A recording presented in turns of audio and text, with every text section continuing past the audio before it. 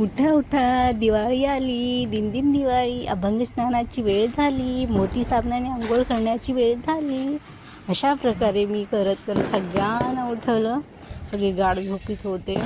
त्याच्या आधीच बघा इकडे शेंगदाण्याचे पोळं बनवण्याची तयारी केली आणि मी उटण बनवण्याची तयारी, म्हणजे तांदूळ रात्री भिजत घालायला ठेवलं होतं आणि हे उटण, सुगंधी उटण आणलं. त्याच्यामध्ये हळद टाकली आणि ती पावडर टाकली उटणची, मिक्स केलं. मग मोठा भाऊ उठला, त्याला सांगितलं थांब. एक पाट ठेवला, रांगोळी काढली, त्याला बसवलं. मी त्याला सांगितलं की मी उटण लावते पूर्ण अंगाला. अशा प्रकारे मी लावले त्याला उटण. त्याने लावलं आणि आंघोळीला गेला.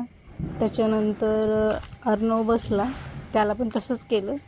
रांगोळी काढून छानपैकी बसवलं आणि अर्णव बघा असं पोज देत देत बसला ॲक्शन के साथ.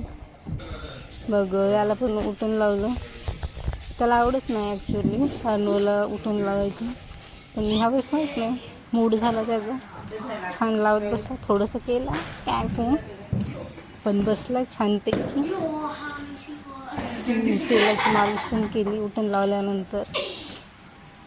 मग उटण लावल्यानंतर आंघोळ झाली खावाची. आंघोळ झाल्यानंतर डायरेक्ट बाथरूमच्या बाहेर येत नसतात अभंग स्नान झालं दिवाळीच्या वेळेस. त्याला असं मुटके बनवतात आमच्याकडं गव्हाच्या पिठाचे.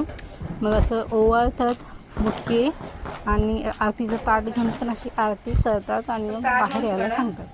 अशा प्रकारे मी भावाची पण ओवाळणी केली आणि मुलाची पण केली. मग अशी मुटके मी असं ओवाळते. अर्णवला पण तसंच केलं. मग त्याच्यानंतर बाहेर यायला सांगितलं दोघांना आणि दोघं पण आले.